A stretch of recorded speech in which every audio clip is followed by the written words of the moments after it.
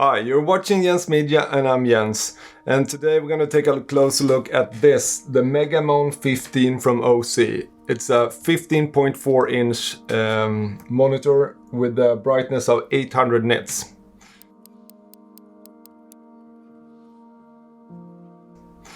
First, a disclaimer, I have bought this monitor with my own money and this video is not sponsored by anyone.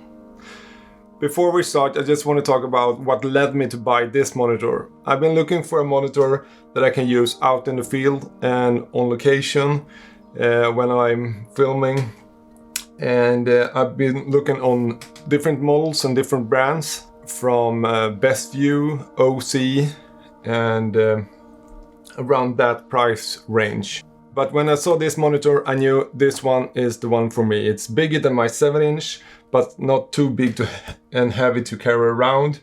And it's a middle ground with its 800 nits brightness, because it's not gonna drain the battery that fast. So let's take a look what's in the box. So it comes in this nice bag, pretty well made.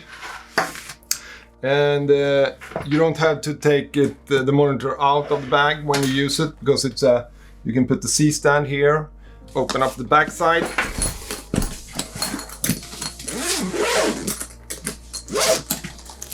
And here we got some shoulder strap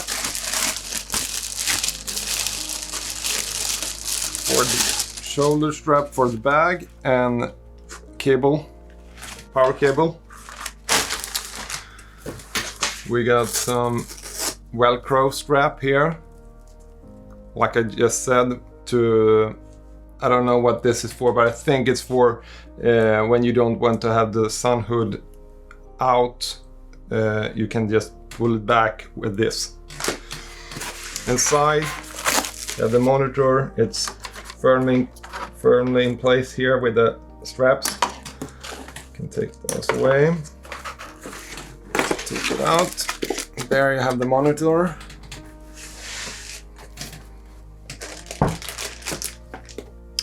And we also have some feet for the monitor if you want to have it on the table. There's a clamp for mounting it on the C-stand, and another feet. One thing I would like to see is a fast connection for the feet. You just put them in and pop them out.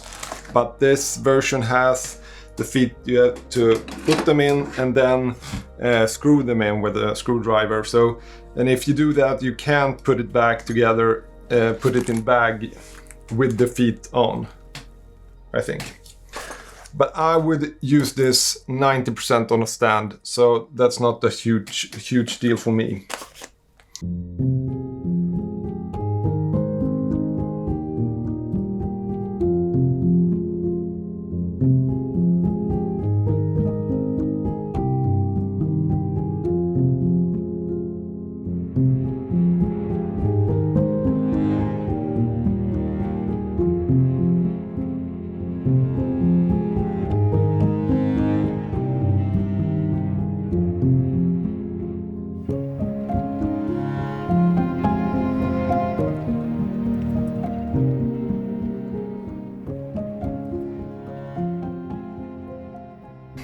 We can remove the plastic. Like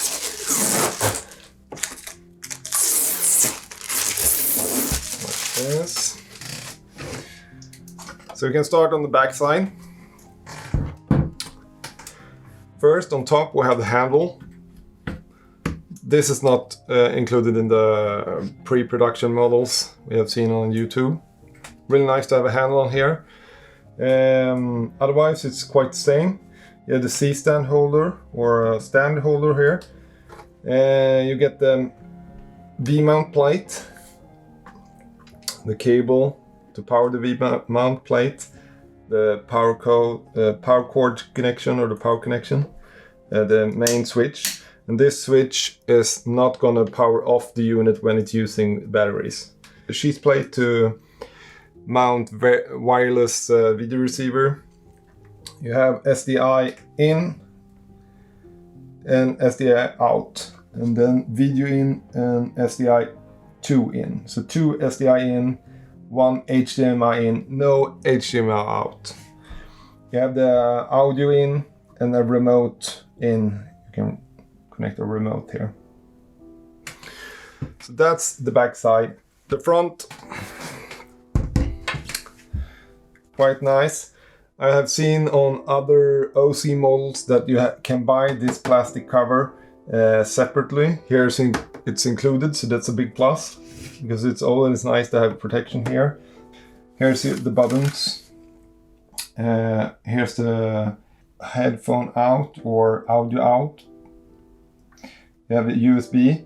This USB is not powered, it's just for firmware updates. And here's the buttons.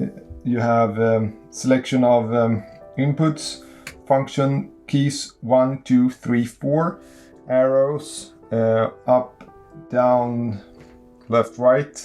So this is for in the menu, and select the menu, change the menu, and then confirm, OK to confirm the menu, and then a on-off standby switch and a little speaker. So that's the front. It's made of metal, the back, and here around it's plastic. Of course it's plastic, this cover, and I don't know, I think it's plastic also in the front here, but it's feel rugged and well built. Let's take a V-mount battery and power it up.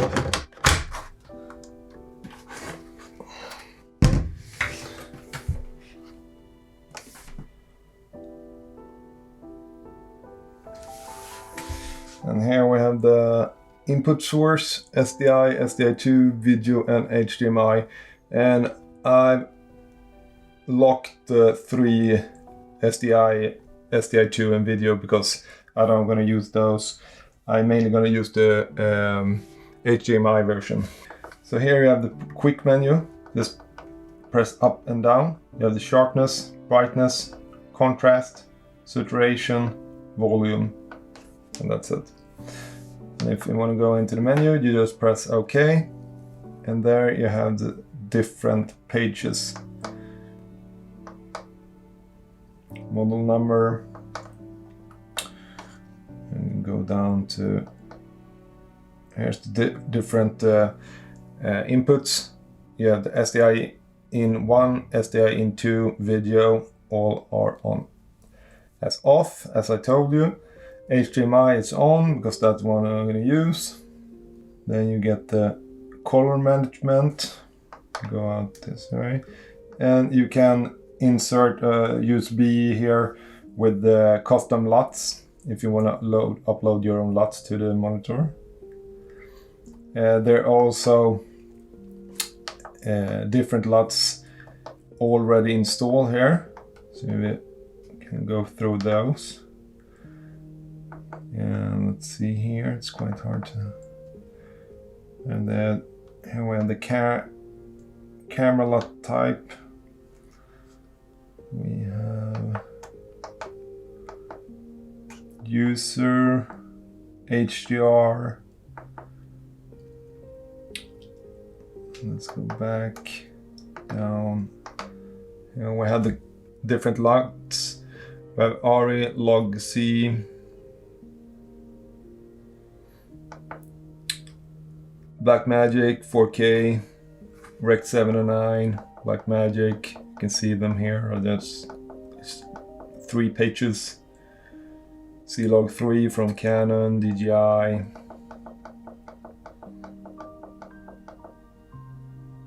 Panasonic, Red, Sony.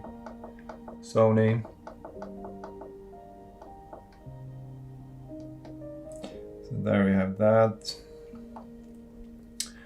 You can see what's happening if you go to the change the HDR,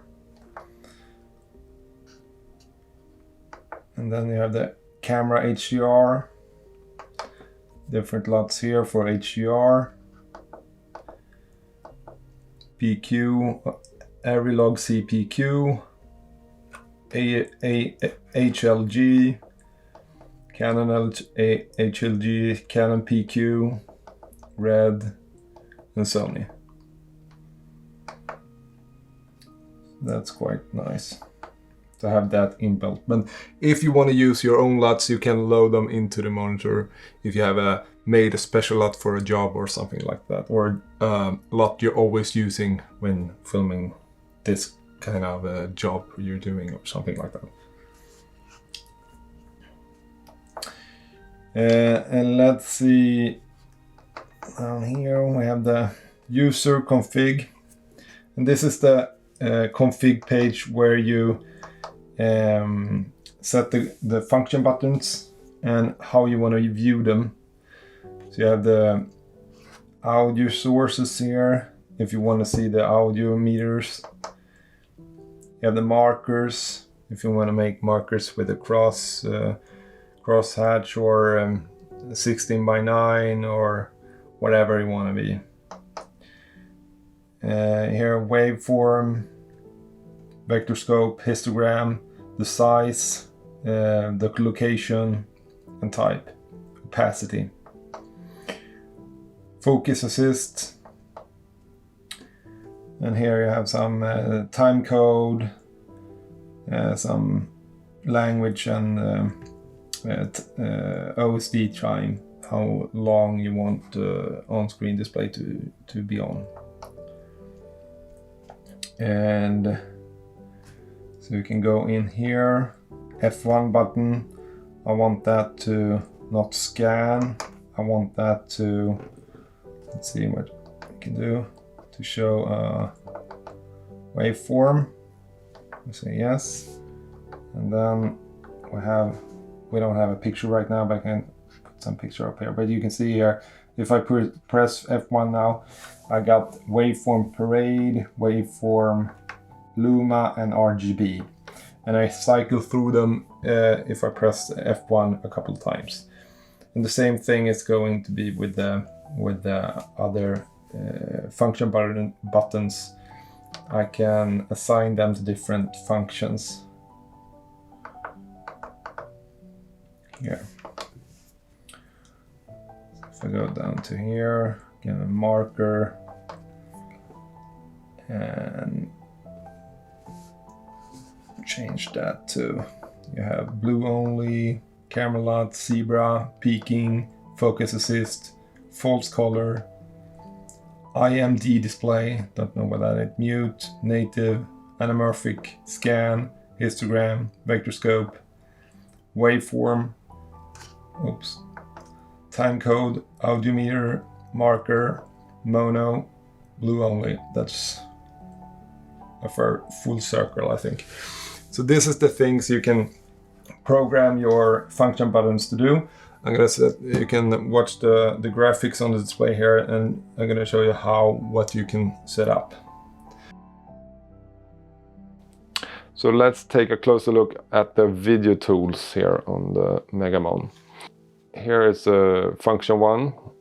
Put the Luma here with some opacity on, RGB waveform, and RGB parade. And then we have the function 2, marker.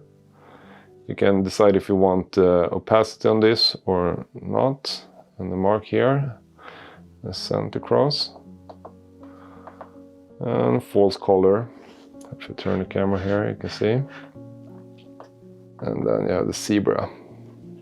Zebra is on here. So if I press the function key number 1 here, hold it for 2 seconds, I get preset user 1, and that's the one I use now, I have here. And if I go to user 2, I will have different function on the function buttons. You can customize all the function with the different users, 4 users. And we have the users here, and here. User 1 has the function buttons waveform, marker, false color, zebra. That's what I have done, and the user 2. Oh, user 4. It's a bit laggy here when you change to user. All of the settings is connected to the user, so if you have a different color space or anything like that, it will affect the when you change the user. So here we can see the marker. Take that on. I have some different markers here.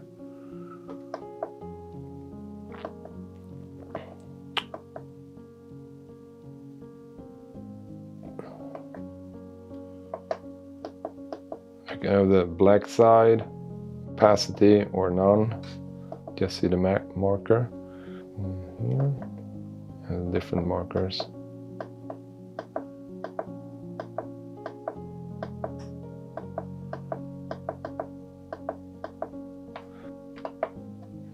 Waveform. So here. Parade.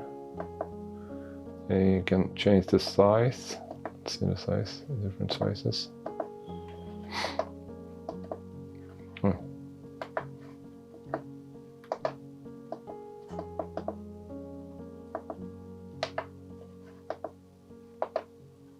Small, large,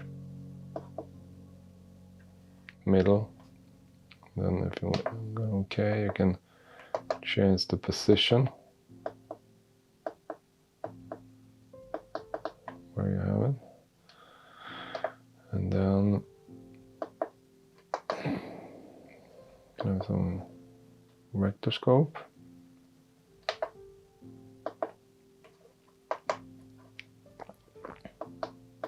Change that around, and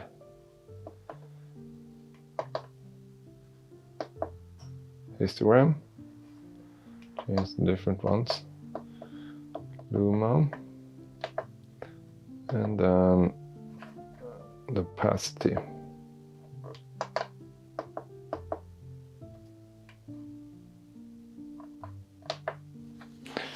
You wanna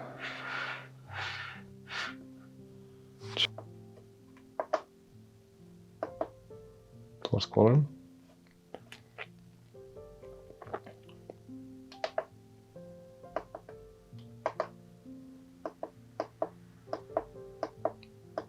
Spectrum, and the ROE spectrum here in the red. Panasonic, Sony, RE, Blackmagic, more red. Canon C-Log 3, 2, that's about it. And here you can see the different resolutions the monitor supports.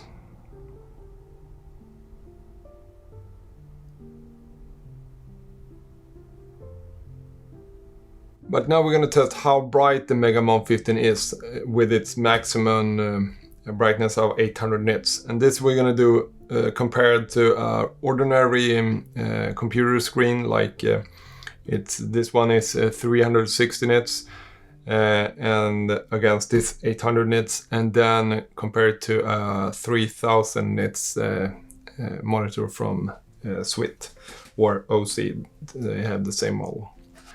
So here we have on the left side we have the ordinary computer screen, and on the right side we have the Megamon 15, both on highest brightness possible. On the left side we have the Megamon 15, and on the other side we have a SWIT 3000 nits display, a 7-inch version.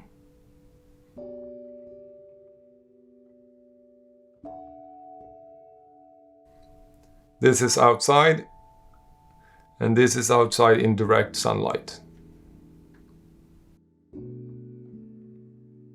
This is with a sun hood on, and this is without the sun hood on. So if you're going to use this monitor outside all the time in direct sunlight, I wouldn't recommend it, because 800 nits isn't bright enough for direct sunlight. If you are out and it's sunny but not direct sunlight with the sun hood on, you can view it, but it's not going to be as clear image as you maybe want to if you want a pixel peep or something like that.